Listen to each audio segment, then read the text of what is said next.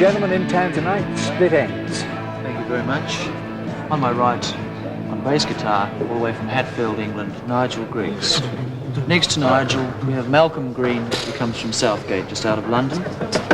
Next to him, we have Mr. Noel Crombie, who actually comes from Wellington. We have Eddie Rayner standing there from Howick. How are we? And Neil Finn from Te Awamutu, and myself, I'm Tim, and I come from Te Awamutu too. Thank you. Marvellous to hear all those names, Tin. What about your thoughts on playing the Wellington Town Hall? Wellington's always been very special for us. Yeah. I'm not sure why, but it's always been the best. Any tour we've ever done has always had its peak in Wellington. This band, as it is now, is probably 2 years old. And to look at them behaving as they do, Dylan, I'm sure you'll agree, a 2-year-old is quite an apt summing up. But I'll continue. I detected in that last movement some of your early influences. What were they exactly? Early influences, musically speaking, I think probably late 60s English music. A lot of good groups came out of England in the late 60s. The Beatles was one of them, The Move, The Kinks, bands like that, with good songs, with really rocky sort of arrangements. And that's what we try and do, good songs with strong melodies, and to arrange them in a forceful sort of manner.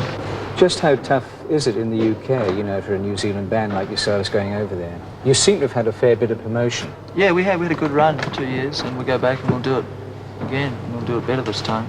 I think it's tough because in New Zealand you don't get all the sort of groundwork experience that you need to cope with England. You don't get, there's not so much, you're not in touch as much as you are over there. Over there you've got businessmen running around, you've got fans, you've got the PR machines. Here it's a little bit more low key, the whole business thing. So you need to catch up with all the people that have lived over there for years and years and know the scene more. You know, you need to catch up quickly.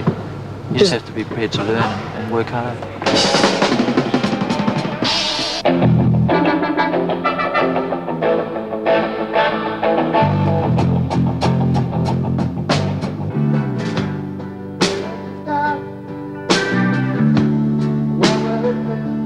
I actually found that I became more of a man when Noel started caring for my hair.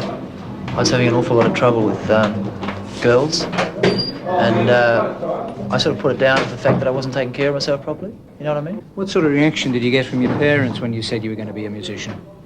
Hysteria. Hysterically happy. Because my mother's Irish, and the Irish people love music. My father's an accountant. Mr. and Mrs. Finn, what's it like being at a Split Ends concert? You're asking me? Marvellous, actually, now. Takes a little while to get used to it. Mr. Finn? It's quite an experience. If I had a choice, I'd perhaps prefer Count Basie or someone like that. But no, it's quite a thrill. What were your thoughts in having a son with such tremendous scholastic potential suddenly deciding to go into music? Big shock. For fully a month, I would say. But then I think really all you can ask of your family is that whatever they're doing well. And they've certainly done that.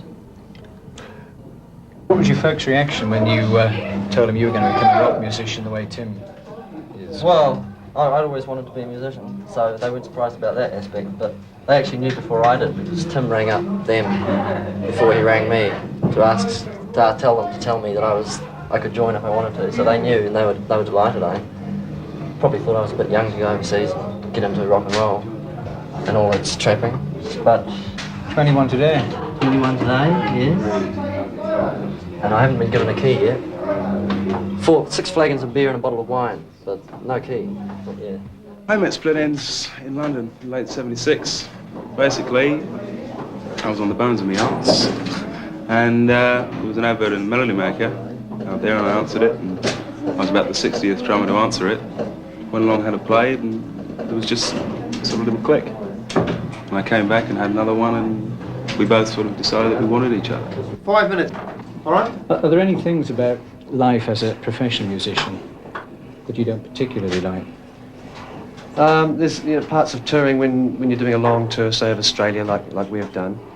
The last tour we did was about 45, 50 dates or something. It became very hard on my nerves in particular, and hard on my health, and that can become a real drag after a while. But on the whole, I like or love every aspect of rock and roll.